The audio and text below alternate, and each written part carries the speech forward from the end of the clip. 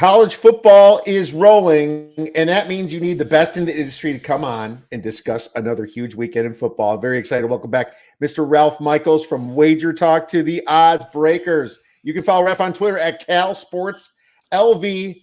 Ralph, thanks so much for coming back on the show, my man. We are week 3 already. It's almost like the season's just blowing by, isn't it? Isn't it? Yeah, we see more and more conference games now. So an exciting time when you see these SEC and ACTC teams matched up. So looking forward to it. Yeah, me too. It's a completely different story with conference. You can have teams that were just good at the non-conference and they just go back to kind of what they were. I think Maryland's done that to us a few times over the years, trying to trick us and pretend they were really Big Ten contenders from time to time. But you got to sniff that out, and that's what you're so great at doing. And we do have a couple conference games, and hopefully we can get into a few of those. I'm very excited for that. But, before we get into that, we didn't get a chance to do our future bets. We were both very busy. Chris was very busy. So, off the top of your head, do you have any future bets going that you took in that you like or dislike for the college football 2023? Well, my top 2 were Louisville to win the MAC, their division in the MAC. Toledo to win their division in the MAC, and Louisville over 7 wins. The Louisville I bet early at -148. It actually went to 8 wins. So, I got a great number on them. Obviously, their win against Georgia Tech wasn't great, and their Murray State win, we don't know what to take of it. I think they handle Indiana this weekend at Boston College. So off to a nice start. The one that I'm certainly glad I missed Kiev, and not only for me is it the most shocking thing in sports. Really the sports world is what Sanders has done at Colorado, and the way his son has looked. I meant to bet the under right when it come out. It moved so fast that I decided to not bet it. But we may talk about them a little later, but I have never moved a team 10 points in my power ratings after 2 games. And realistically, I would have moved them 16 points. But I have a rule that I will not move a team no matter how far I am off more than 5 points each week, just to make sure I'm not overreacting. But again, I was 15 points wrong on the Colorado Buffaloes, as a lot of people were. So Ralph, you and I and other cappers that's been around a long time, we know that. An adjustment of 5 points is massive, and that means you're massively off, which is almost like you feel bad about that almost. But what I did say about Colorado, as I said, I just don't think we knew where to start them. And that's the truth. We just didn't know where to start them. Nobody did. And then people try to feed off each other information. We knew what happens normally when there's a new coach and a new team. And he bucked all the trends. And I moved him 13 points, buddy. That was after week 1. I think I moved him an extra 3 or 4 after last week. So just to catch up, they are absolutely amazing. But now, I find myself being a DN fan. I tried to not like him and it didn't work.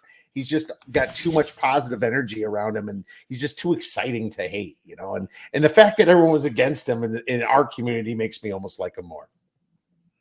Well, yeah, and let's remember, he did fine at Jackson State. He had a 10-2 team. His son was recruited by many Power 5 teams, and played at Jackson State last year. And then Travis Hunter, put his name in the Heisman right now, playing both ways. He had 90 plays played against TCU, which was amazing because he was still the best offensive receiver and the best defender on the field. So that's a 5-star recruit that played at Jackson State. So he didn't get all the hype that he should have. So again, you make what you make. He has completely changed the way the transfer portal will be forever looked at. And I think it opened up a lot of coaches. And, beating TCU is one thing, but, having the OC that they did from Kent State and playing at the pace of play that they played and not having mistakes playing that fast was the most amazing thing for me. No offensive line penalties. The guys were set where they knew how to be set. To get all that together and look as good as they did fundamentally shocked me more than winning and then beating Nebraska as well last week. Absolutely. They're rather buttoned up now.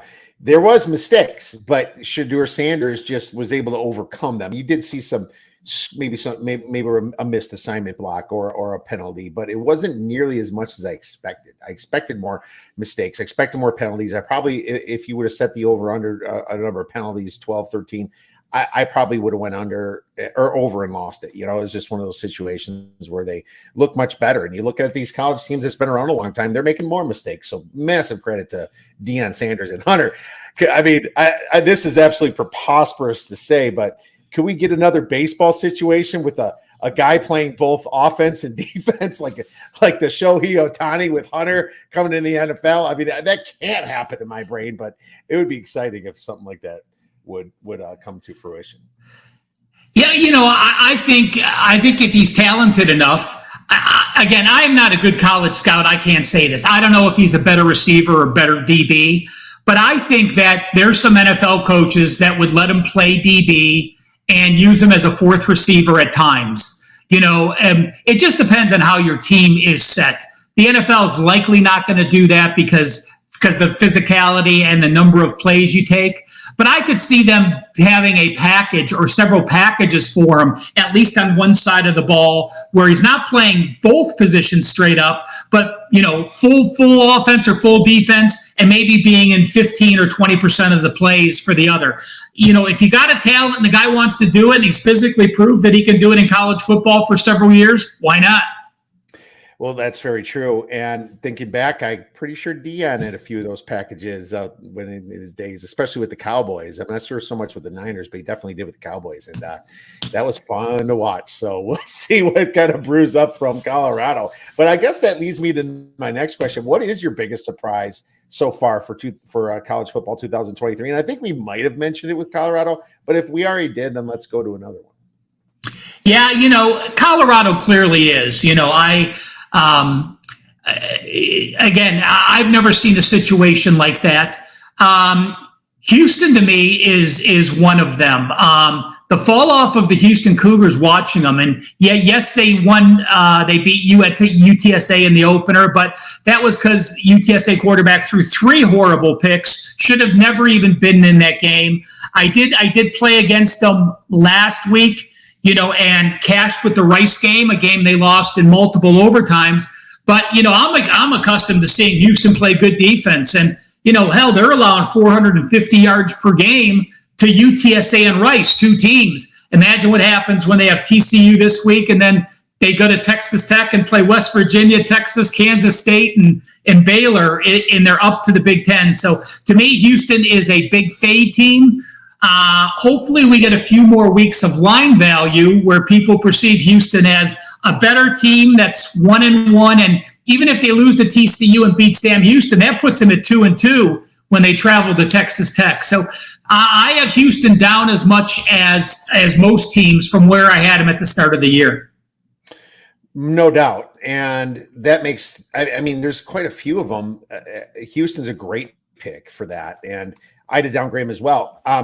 It's funny you mentioned Baylor because I was kind of thinking that one maybe too. I could not believe they lost to Texas State that first game, and they blew it against Utah without the quarterback. And man, I had a personal play on Baylor last week. I thought it was just a sneaky spot for them, and it pushed at 7. And there was 7.5, but I just kind of took it late. I was like, you know what? I should have took this earlier. I thought to myself, I'm like, I'm going to do a personal play, tweet it out, but I ended up pushing.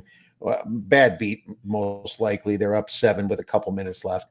But, you know, they're still kind of I thought Dave Aranda's team was going to be more trajectory up, especially his first year, and instead of trajectory down. So I guess I could pick Baylor as well. But you can say Clemson's been underwhelming. You could say that even Alabama and Georgia are a little bit underwhelming right now. So there's all kinds of little stuff popping up. But I think it really makes for a great story this year. Wouldn't it be great to see like Notre Dame, FSU, Texas, USC? You want USC in there? And why not? Throw them in there too. It'd be fun to see a completely different playoff scenario. I doubt that happens because Georgia's schedule, but it would be fun to see. It's early. Whatever we talk now, you could see these teams lose later too. So it's fun to watch, and that's why we love college football. But leading from that question, I'm kind of curious what kind of trends might have caught your eye for this season. Well, at least coming into week 3, because week 3 is kind of weird. There's some conference games. There's not. What's really funny, Ralph, is there's no teams that are ranked playing each other. Now we don't care. We're sports bettors, right? We're getting the same field. We could bet on UMass versus UConn and be fine with it, right? But, just from a general perspective, if you're just a fan of college football, it might be one of those weekends that you do some yard work. For me, I'll be watching the games, but there's got to be some trends or something that you found. Well, Kiev, I want to talk about this, and I'll tweet this chart out later today. This is updated through this week. You can't watch a college football game without the announcer saying, well, there's so many fewer plays this year and the clock doesn't stop, with the exception of 2 minutes of the half and the 2 minutes in the first warning. I went through the last 5 seasons looking at the first 2 weeks of games, week 0, week 1, and week 2. I didn't include the COVID season because there were so many unique teams playing games 1 or 2. But points per game so far this year, 54.5. Last year, 56.1. 2 years ago, 54.5, the exact same number. 3 years ago, 55.8. And 4 years ago, 56.4. So we're only 1.3 points per game fewer than the highest number in the previous 5 years.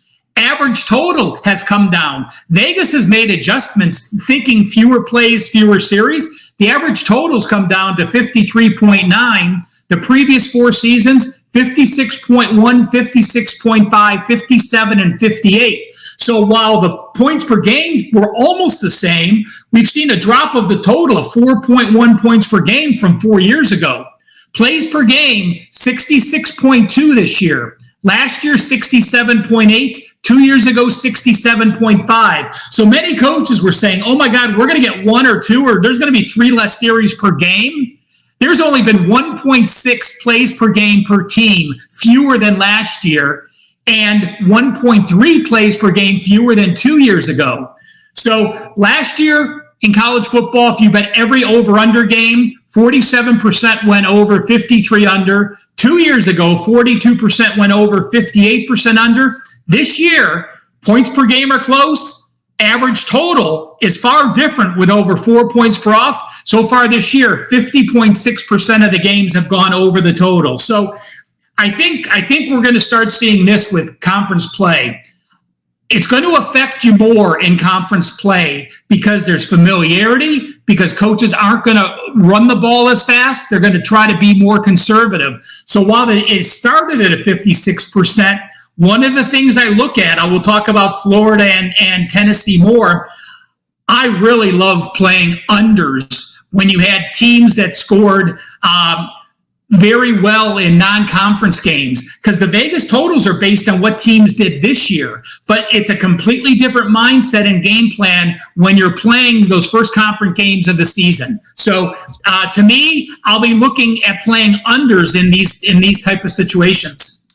Wow. So conference plays when you plan on firing. I love it because it makes me feel a little better, because I said that I think the book's slightly over adjusted. I was more around the 2, and I said 2 to 3 range, but you said it's 4.1, which is interesting. It makes me think maybe it's almost bad luck that the overs are only 50.6. I almost think that the over should be 52% or 53% if the points were that much off. But, that's obviously the sample size is not that great, being that it's 1 year. We're curious to see how the first 3 games go every year after this, and where the books actually do adjust it. So you wonder if they take it down a little bit as well.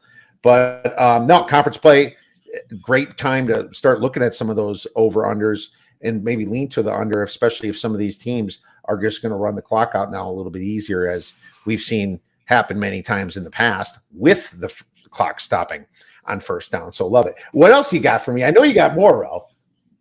Yeah, I was doing some trends and angles looking at some college football situations. So this is not a game 2 specific, but this is just how teams do as a dog off a loss as a double-digit favorite.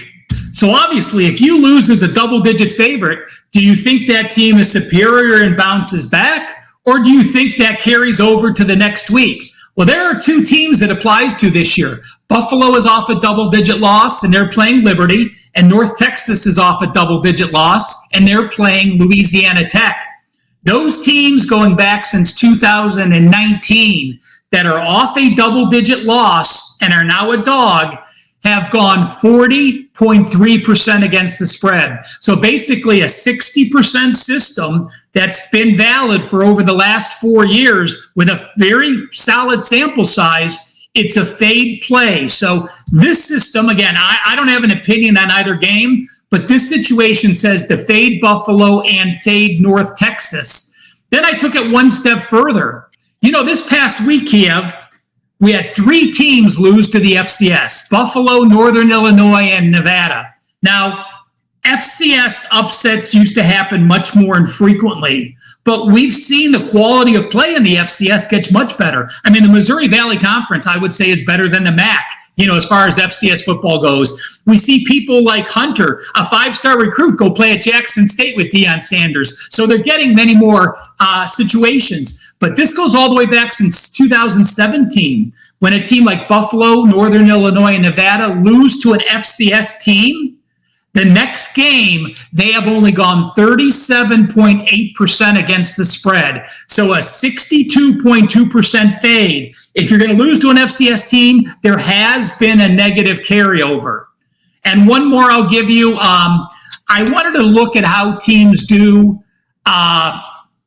by conference. And we know, even though the SEC struggled last week, you know, as far as some of their non-conference games, and we saw some teams fall, when an SEC team since 2017 loses a game as a favorite of 7 or more, like Alabama did, some people had the line at 6, some people had it at 7. It was in the database.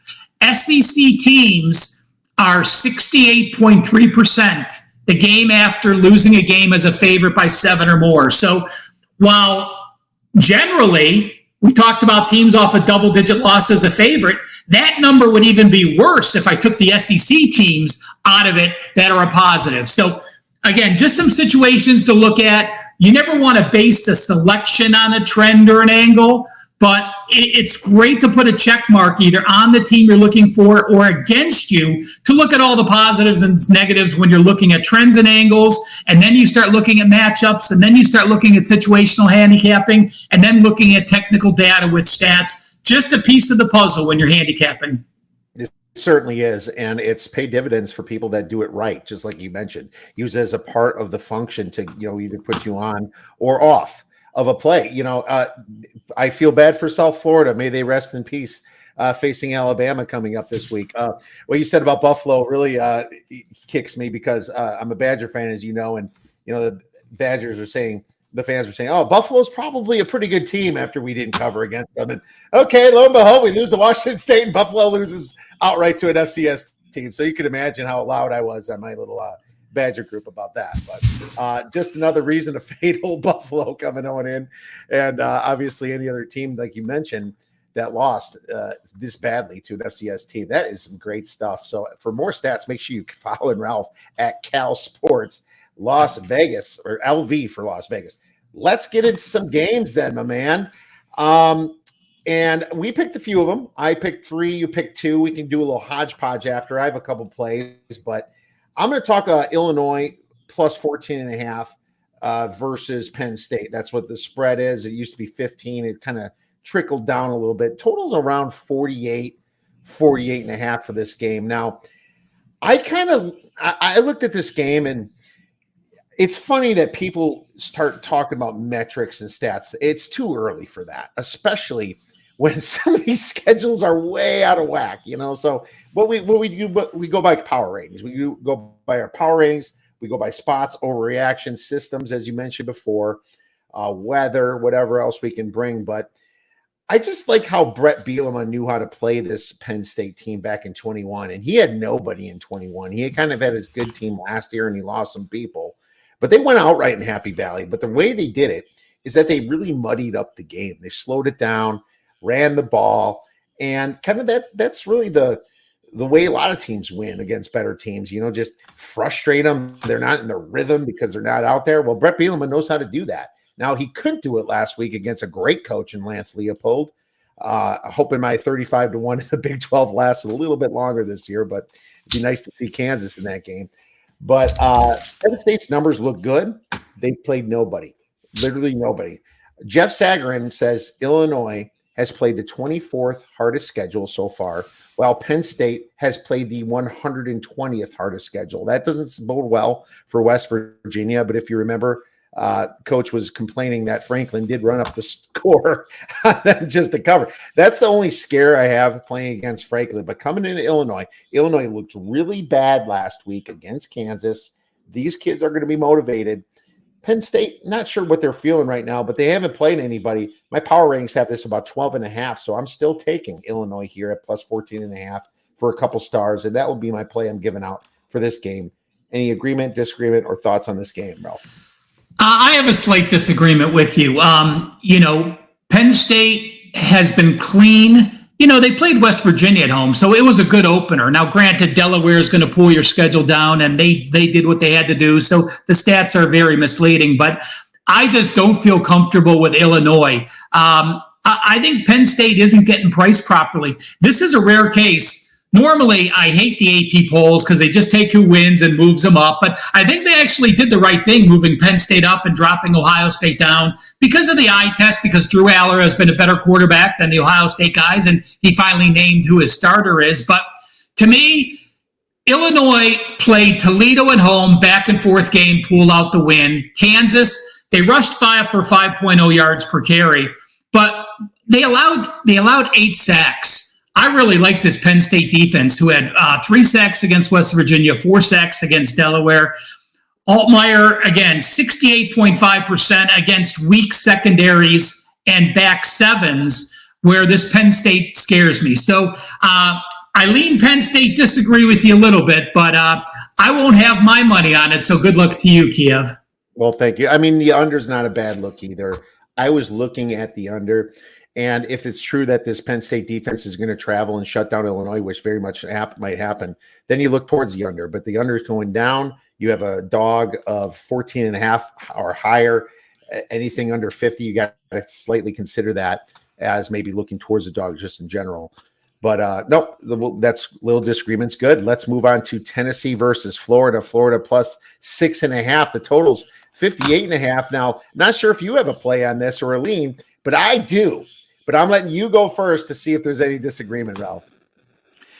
I have not finalized my college football card, but for this show, I definitely have a play. And it's either on under 58 or under 28.5 for the first half. I haven't decided which way I've gone. And I'll tell you what, I've had success so far this year.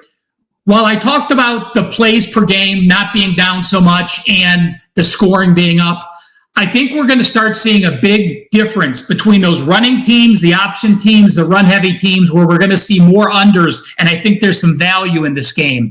Now, this is the one game I talked about, and I prefaced earlier talking about Tennessee's offense, 499 yards against Virginia in a neutral setting, 456 yards against Austin Peay. Well, they emptied a bench against Austin Peay, and they could have had a lot more. So Vegas is making a number based on their 49 points and their 30 points scored.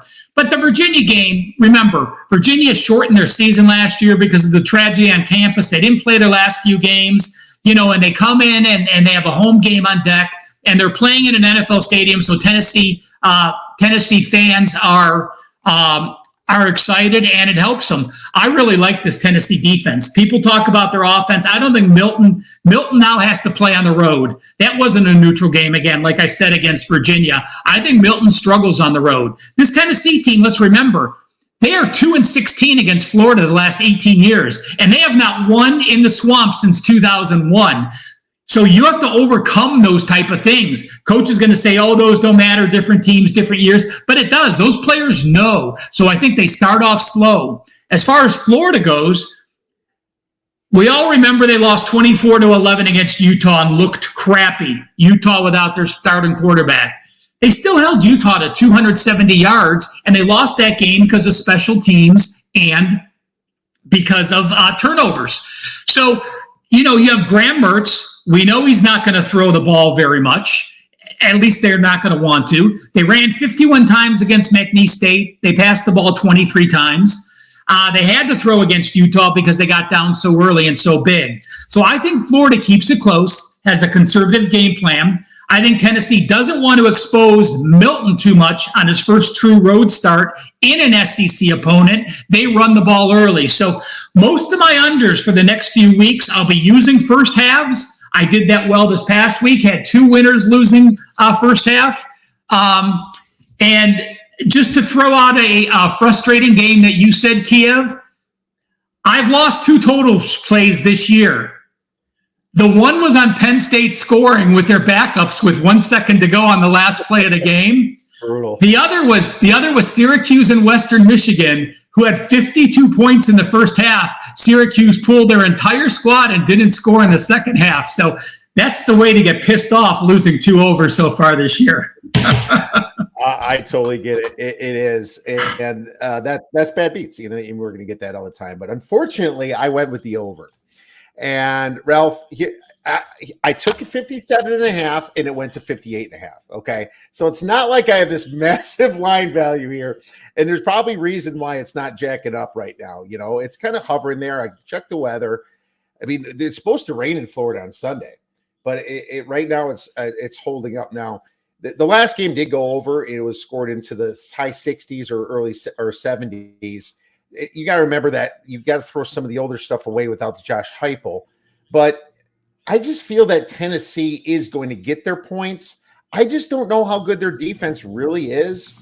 I know that they played Virginia, and Virginia's offense really doesn't do it for me. They scored a little bit against James Madison, which was good for them. But they had a backup quarterback in, of course, during that game. But like you said, Austin Peay. And their offense really looked ugly that first half. Last week, it took them a while. They scored 13 points in the first half last week. And there's concerns for Milton. And this isn't a max play for me. But one thing that catches my eye, it's that the speed of Tennessee. I mean, they just play ridiculously fast. I'll share my screen here. I got a nice little database. Their tempo is number 1 in the country. And that's saying a lot against a lot of those scrubs that they played. And the fact that, they weren't really in a shootout in their first game, 19.13 seconds per play. Now, Florida's a bit slower at 29.39, but my thought process is that maybe Florida's going to have to keep up. And Graham Mertz, God, he threw the ball 37, 40 times in that game versus Utah. Why is Napier going to be different? I'm sure he doesn't want to be different, but he might be in a situation where he has to be different. I just thought this was a little bit low for a team that plays so fast. Now, the question is, whoever's going to dictate the pace is going to win this bet for either you or me. But it's interesting that you have the under, and I'm definitely, whenever you say something like that, I definitely get a little bit concerned, Ralph. So we'll see. Well, Kiev, again, remember, I said first half. So it's, and part of the reason for the first half is this. If Florida does get down and have to start throwing the ball, that does pick up the pace. So like I said, if I'm using unders, it's likely first half. I do have one more stat. If anyone is on the Florida side, let's remember that Billy Napier, as a dog, he is now 15-4 and 1 ATS at ULL in Florida as a dog. So he knows how to shrink a game. When he's an underdog, he has his team prepared and ready. And that includes that Utah loss that wasn't good. So Billy Napier, one of the best underdog coaches in college football. All right. Well, I don't disagree with that. He has been a good underdog coach. He just hasn't done anything in Florida yet. So we'll see. Hopefully, Graham Mertz, to be honest with you, I want him to succeed after how he failed as a Badger. I felt bad for him. The kid had the yips. I want him to succeed and hopefully do something good this season. So next game I picked was Florida State versus Boston College. And I wrote this down this morning, I think, plus 25.5, totals at 49. I can check our Betfred odds screen just to see if Florida State is still there. Yeah, it's 26 on Betfred odds, and the total's at 48. Now, this is a low total, and there's reasons for it. And I was actually shocked to see when I checked the weather on this one, man, because it says 25-mile-per-hour winds. I'm like, really? Like, what other games are going way up there in Boston, right? In that area. So that explains a lot of things, because there was movement on this, Ralph. It was at 28, 29, and it kind of moved all the way down to 25 and a half, 26. But this is an interesting game to discuss, because Boston College has looked so terrible so far. The Eagles are negative 0.22 yards per play against Holy Cross in Northern Illinois. I mean, you can't get any worse than that, man. I think I might have taken their over, too. I'm really sweating that one. I think they got the W against one of those, but that thing's toast. But Florida State looked almost perfect so far. A little slow start after their letdown last week, but they ended up getting going. Now that conference play is starting, things do get a bit dicey, and this line's crashing because of the wind. And the fact, maybe it's because they have Florida State on deck. Now, I'm not or Clemson on deck. Clemson, Florida State's the next game. So that's going to be a big game for next week. So you wonder how vanilla this team's going to be at the end.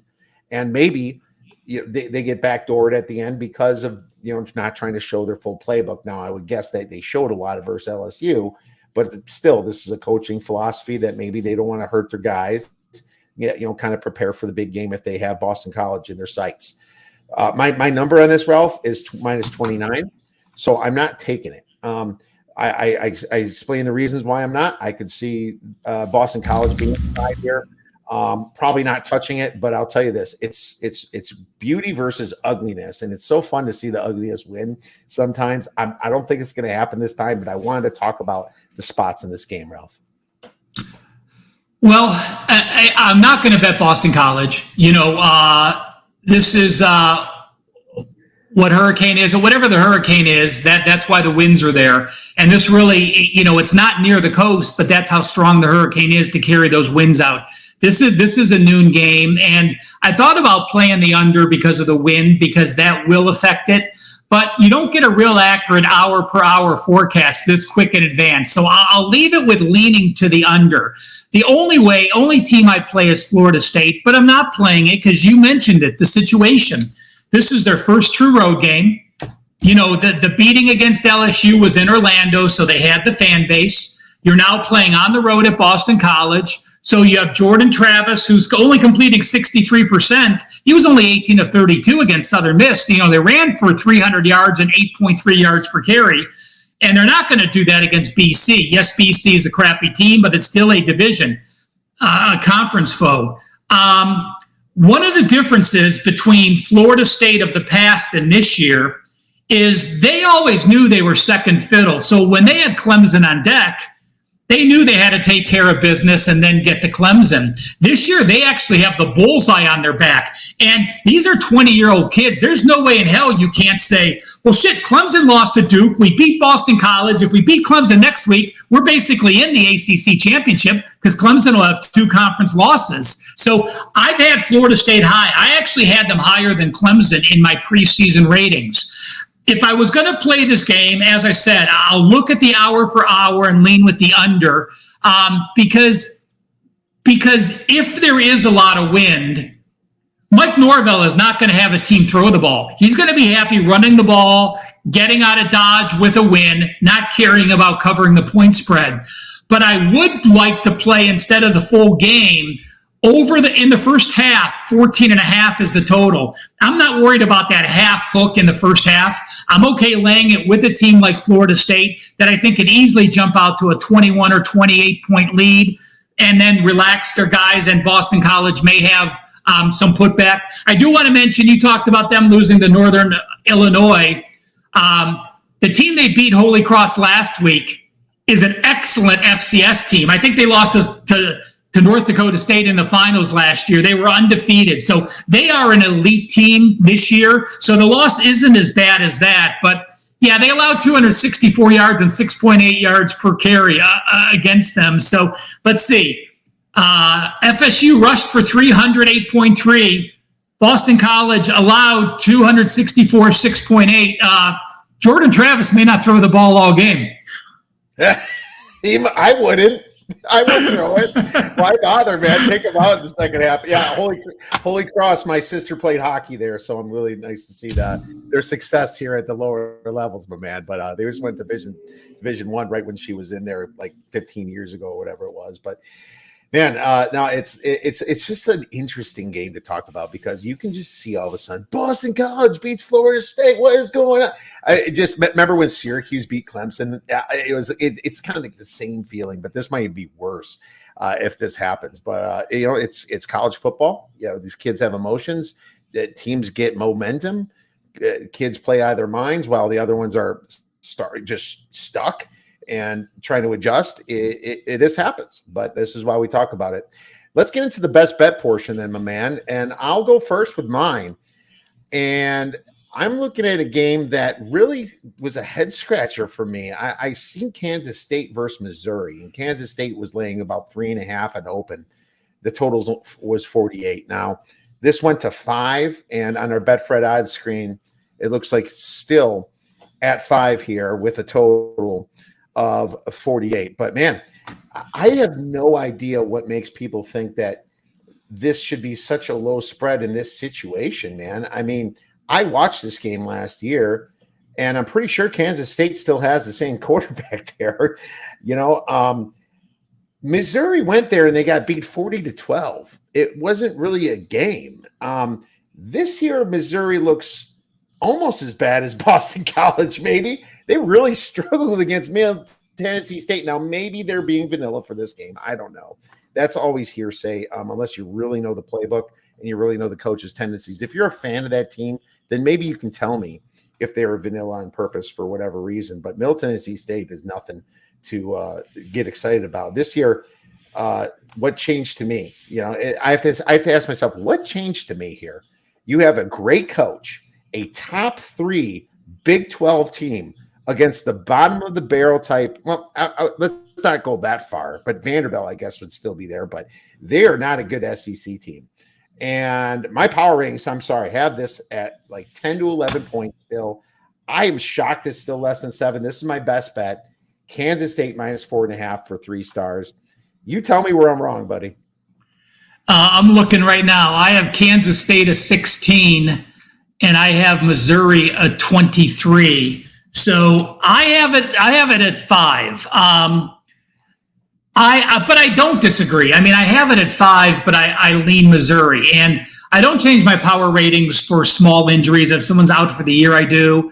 And again, I am conservative, making adjustments early if you still beat the team. But if you read the Columbia newspapers, I don't care if he's playing vanilla or not. They're not happy with this offense at all. I mean, Eli kept talking to us on how much this offense is going to be improved. And, when you look at the numbers and you say, oh, Brady Cook has completed 77.5% and he hasn't thrown an interception, that sounds like a pretty good team. But, they were sacked 4 times against Middle Tennessee. That's a scary thing to now be playing a Kansas State team that is allowing 2 foes. Granted, Troy and Southeast Missouri State, but Troy was a good team. I mean, they were laying 15.5 against Troy and they win by 29. But when you have a Kansas State team that's allowing 38 yards per game rushing, 1.4 yards per carry, and has 4 sacks in the 2 games with opponents that aren't truly pass-heavy teams, I could only go one way. And you have the better coach, you have the better quarterback, I think you have the better defense. So I'm not really sure. It's funny, Kiev, when you go through your games and you start breaking them down, and I start marking the ones I like to look at it deeper. For some reason, this didn't make it into that mix. But talking to you, you might have me bring it back in and look at it a little closer. And, for people that don't know, even though we handicap for a living, you're not going to do the same work on all 50 games each week or 60 games when there's times. So you look at what your power rating numbers say. You start looking at situations, and I don't know how many you, Kiev, I usually take 18 to 20 games in the mix that I start doing the heavy reading on and moving forward. Again, I didn't have this one in the mix, but I might pull it back in. So we'll see about that. About same for me. It's an ongoing process. We start right away on Sunday even. I do my power ratings on Sunday morning, and I just look at every single box score, and I do a misleading score analysis that we publish over at the website. And, it all starts there really. And then, obviously you cap off some quick lines in the beginning because you don't have a ton of time to do the analysis. You just check any injuries there or anything. Power rank's way off. I'm going to do this, see if it's worth a give out. And then later, Monday, you're doing more and more research. You get up to 20, 25 games, you pick out of the full slate of 60 some games. So same process, but I just could not find a reason. Sometimes as coaches just know how to play other teams. And in this situation, Kleiman is just a fantastic coach. And UCF on deck, it's not like they have someone big on deck. It's just they come from Troy. They want to beat the SEC team. They're now thinking to themselves, TCU got all the accolades. We beat them last year. Let's show who's the real king of the Big 12 and possibly get in the playoffs. That's their mindset, Ralph.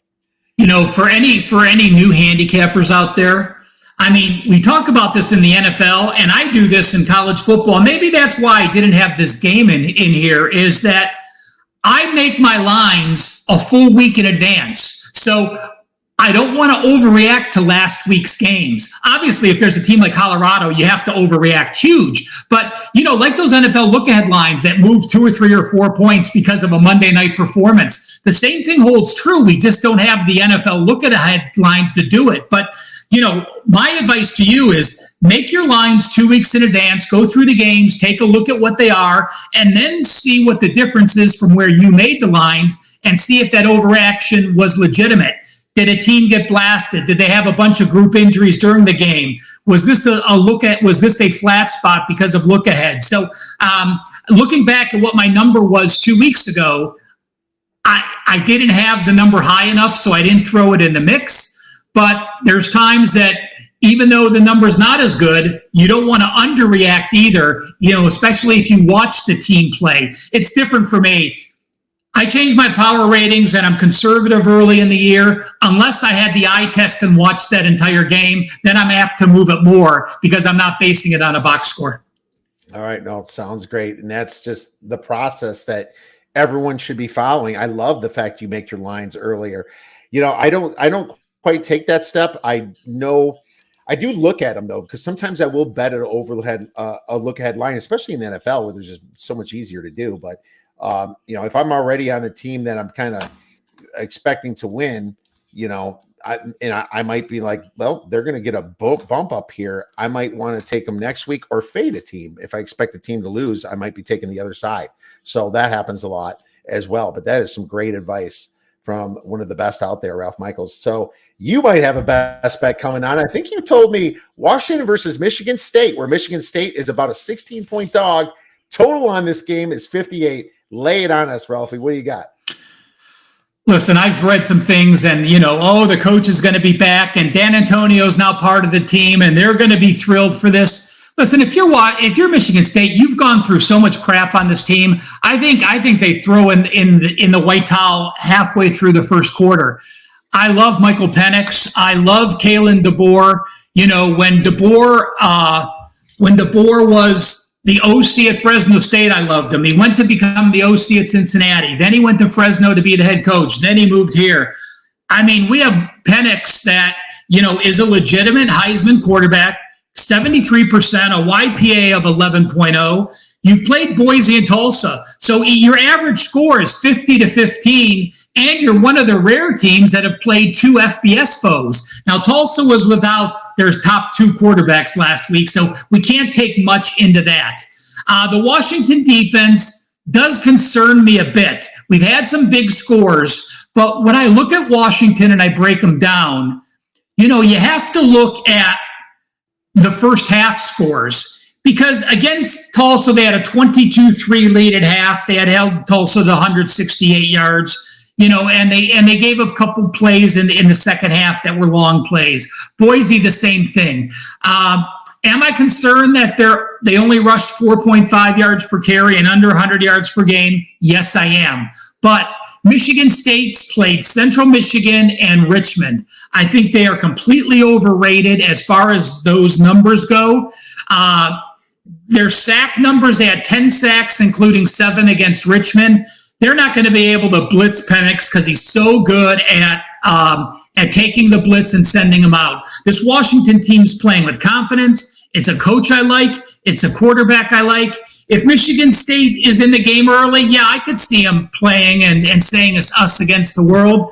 The way Washington has started, I think they get out quick. I'm not afraid to lay the 16. I saw a 16.5 pop out up there. To me, they can get it done on the road. Well, there you go. Laying the wood. Look at that. Road chalk in a Power 5 game of two teams that are not supposed to be bad. -16. That is a big statement, Ralphie. I will be rooting for you this weekend for sure, man. Wow. I can't believe the demise of Michigan State. I don't even know where I'm right on, because my number is 14, but I couldn't bet Michigan State. You know, it's almost like, how much do I have to adjust because of the Mel Tucker and the dysfunction and what the heck's going on over there? And Michael Penix, they owned him last year. I remember Michigan State being road chalk last year when they went to Washington and got blown out here. Kalen DeBoer is a serious coach. He's probably quickly entering my top 5, man, if he's not already there in my mind, right? I think that Washington's a fantastic team, and they're going to be fun to watch. And I do have Washington as a sleeper to win the Pac-12 this year. So loving Washington and love the play. Well, there's our best bets. We have Kansas State -4.5, and we have Washington at -16. Let's do a little hodgepodge since we have a little time, Ralph. Let's just pick a game, man. I'll pick one right now, and you can keep looking here. I'll try not to bore people too much. But why don't we go with BYU Arkansas? I find this interesting because Arkansas really handled this team in BYU last year. But now Arkansas is only laying 8 points. You know, and just kind of looking at this, I passed on this game when I was doing my, prep. This wasn't my top 20 where I kind of go in and see if I can find some angles because it's kind of off. But one thing I will say is Arkansas was really underwhelming their last game. BYU, I don't know what to make of them yet either. Very unknown for me on this side. Maybe you have something for this game. The total's pretty low at 47.5 for a game that went way over, if I remember right, last year, Ralph. Yeah, well, you look at Arkansas this year. You know, Sam Pittman in his 4th season now. They returned only 4. They returned only 4 starters on the offensive side. So getting 379 yards, that has to be the most misleading box score there's been this year, Kiev. Against Western Carolina, they gained 379 yards and they put up 56 points. So you want to go points per yard. That's not a bad way to go. Kent State, am I concerned that they only had 308 yards against Kent State? Yes. They ran 172 times, 3.8 yards per carry. I watched bits and pieces of that. Now, I will say this. They could have scored a lot more. But what Sam Pittman did is Kent State had 6 and 7 players in the box, and he still ran the ball 45 times and only passed the ball 19 times. If he wanted to run some screens or really wanted to hit some quick hitters, he could have. So this is one offense that I think is much better than they've showed on paper. You know, Western Carolina, Kent State, BYU all at home, and then they go to LSU and play A&M and play Ole Miss. So I think he is playing sly. Maybe he opens it up a little bit more this year. As far as BYU goes,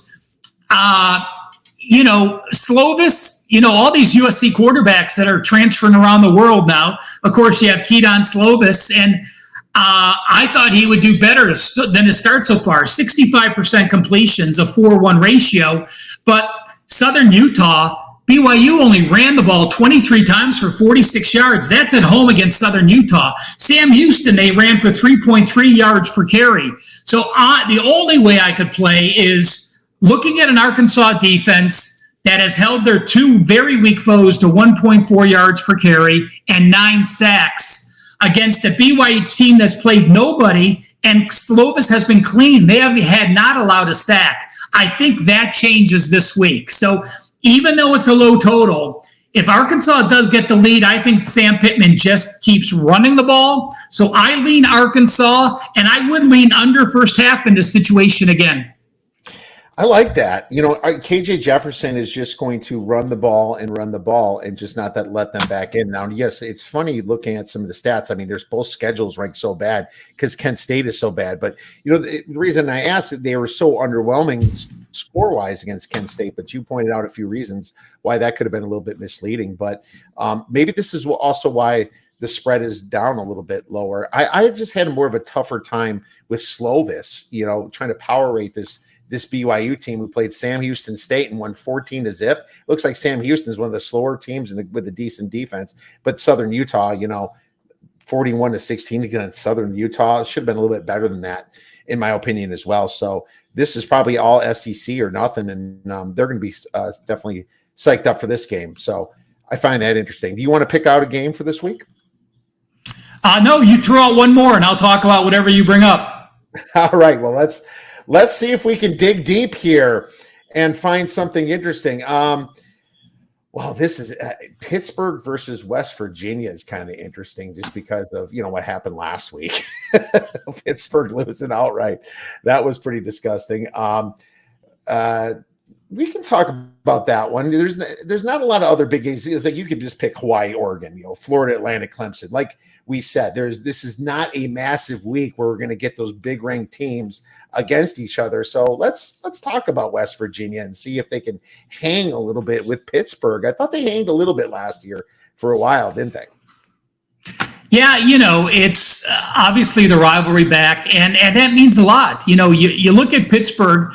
They take care of Wofford. They lose to Cincinnati, which certainly I was shocked at. And yeah, they gained 217 yards against Wofford on the ground. But I thought Cincinnati clearly, I did not expect them to be that solid on defense. So was that Pittsburgh playing poor? I mean, when you throw up 32 passes and you only gain 179 yards, your YPA is going to be pretty damn bad. I look at it as I don't want to play Pittsburgh on the road. I'm not a big fan of new quarterbacks and playing on the road in the first road game against a Power 5 team. Now, Jurkovic is obviously not a new quarterback, but he's new to the Pittsburgh system, with this. As far as West Virginia goes, the loss of Penn State, they were in that game early. Penn State scores a couple late touchdowns to get the cover and the over in that game. And I'm not a Green fan. We saw them bring their backup in a couple times already this year. It's a game that I am going to lean under again. Pittsburgh ran the ball 29 times against Cincinnati. West Virginia against Duquesne ran the ball 49 times. First road starts against Power 5 teams. I'm going to sound like a record, Kiev. If I'm going to look at anything, I'm going to look at under in the first half, and this is another situation where I think they do. West Virginia's defense, again, they gave up 478 yards against Penn State, but playing Penn State at night on the road in the first game of the season, I can forgive that and expect better things now. Well, they're also more in that game until the end, Their defensive success rate now, we can't really go by stats like I say, but still, still ranks third in success rate. They're doing some good stuff. Their defensive line certainly looks better so far in the early stats. Obviously, this stuff, these metrics, passing success rate and line yards and stuff, this comes to fruition more week 4, week 5 anyway, But you're right. The state strength schedule is pretty close. And this could be definitely a rushing game for sure. Being so close to pick here, it's just very interesting to me. I think this look-ahead line was Pittsburgh certainly favored at West Virginia. Now it's kind of went down after Pittsburgh lost to Cincinnati. But then again, Cincinnati's been a good program. Sure, they lost their coach Fickle, but, those kids are playing with honor and know they lost their coach and want to at least start out good. And they are now in the Big 12 too. So we have to start respecting some of those teams that moved up as well. Fascinating game. It's going to be interesting. We'll see what the coaches do here for sure. So just wanted to throw that one out there. But before we go, anything in the NFL that caught your eye this week that you might be playing? A little early in the NFL week for me, but there's a couple things I want to keep you aware of. We talked about some trends and angles for college football. I have a couple I want to mention in the NFL. And again, if you follow me on Twitter, or I'll tell you what, even better, Kiev, I do a trends and angles segment on our Wager Talk Bet On It show every day. If you go to my homepage, I now have a PDF with all the trends and angles and all the games it applies to for that week for college and NFL. So the shortcut is wt.buzz/RM. But how about this? Since 2017, if you look at NFL game number 2 only, if you won as a home favorite in game 1, you are only 32.4% against the spread in game 2. The NFL is a league of adjustments. It's very difficult to win your first 2 games of the year. So that is just taking every NFL game won. That one game won as a home favorite since 2017. They're 32.4% against the spread. And if you lost game 1 as a home dog, you are 65.2% against the spread. So don't think in the NFL, oh, this team looks so good, I want to bet on them, or this team lost as a home dog, I want to fade them. It's been the exact opposite. And I'm going to give you 2 more situations that I lean with these systems. I'm not sure if they're going to be plays. When you're playing an NFL game and you're trailing by 9 or more at halftime, you're going to go into halftime. You're going to get the motivational speak. You're going to come out in the 3rd quarter. And obviously, you're going to play very well the 3rd and 4th quarter if you trailed by 9 and you end up winning the game. Going all the way back since 2012, when an NFL team was trailing by 9 or more at half and they won the game, they are only 38.5% the next week, like the Jets.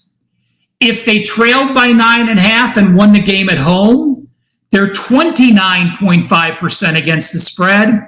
And this also applies to the Jets. If you were trailing by 9.5, by 9 or more at the half, you won the game at home, and now you're on the road, you're 27.9% ATS. That system says to fade the New York Jets and play on Dallas this week. Obviously, now with the quarterback situation, that line is a little more inflated. And then the last one, how about this? Starting game 1 against a division foe is tough. If you lose that division game and have another division game on deck in week number 2, like Cincinnati, they lost to Cleveland, they're playing Baltimore.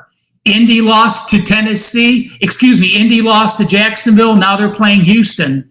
Carolina lost to Atlanta, now they're playing New Orleans. Since the year 2000, teams that lost game number 1 against a division foe and are playing game number 2 against a division foe have gone 83.3% against the spread in game number 2. That's one of the strongest statements that makes complete sense to me. That says play on Cincinnati, Indy, and Carolina. And how about this? Those teams that lost straight up, the average line in game 2 was plus 0.8. So they were basically plus 1 point per game. Straight up, Kiev, those teams have won 80.6% of the time. So if you have a situation like a dog, sprinkle some on the money line if they're in that role, because they've won 80.6%. They've covered 83.3%. I don't think I've ever seen a straight up record with an average line of being a dog like that in that situation. So to me, it makes total sense. And, you know, when you have to start 2 division games in a row and you lose the first, there's a hell of a lot of motivation in week number 2. So Carolina is that dog that you mentioned. Yeah. You know, yeah. I mean, plus 3.5. That's the sprinkle side, because Cincy and Indy are kind of favorites right now. But still, but according they cover too. But the dog angle looks pretty amazing for the winning outright. I believe you said something like 80% or something winning outright. 80.6% straight up. And the average line was plus 0.8. So the average line, they were an underdog. So, you know, I like the Saints coming in.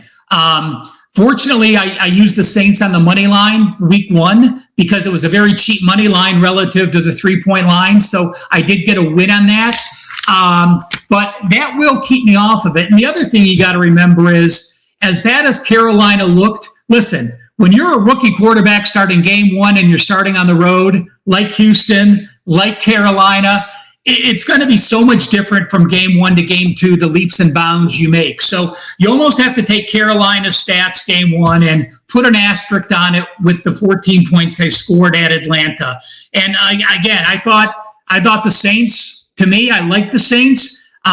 They missed Kamara. Remember, Kamara's out the first 3 weeks. They couldn't run the ball without him, and it made all the difference in the world in that offense. So to me, that situation kept me off. I'm not going to play Carolina, but I thought about playing the Saints, did some of this work, and them playing on the road now, Derek Carr first road game, and the offense line struggling without Kamara certainly keeps me off of a situation. I liked what you said because I was considering the Saints for many reasons. I was a little off in the power ratings. I have the Saints a little bit higher than the spread right now. I was down in Carolina coming in from preseason. I thought that they're completely discombobulated still. But this is just one of those situations where the angle's just screaming at you 80%. You do not want to go against 80%, man, because I mean, 80% just on the money line is, I'll tell you in 1 second, minus 400, right? So I mean, why would you want to go against that? That is scary stuff. Well, Ralph, what's not scary is your great knowledge and your amazing plays and gifts that you give everybody in the weekend. Such a great follow on Twitter, amazing stats that you share for free. Where could our listeners and viewers get your great information and plays? Again, at Cal Sports LV, my Twitter. And there's two things I want to tell you. Go to the website. I'm not going to try to sell you anything. The quick link to my page is wt.buzz/RM.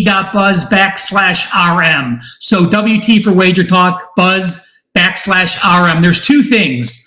My son and I did an NFL betting guide, the 25 biggest NFL betting mistakes and myths busted or supported.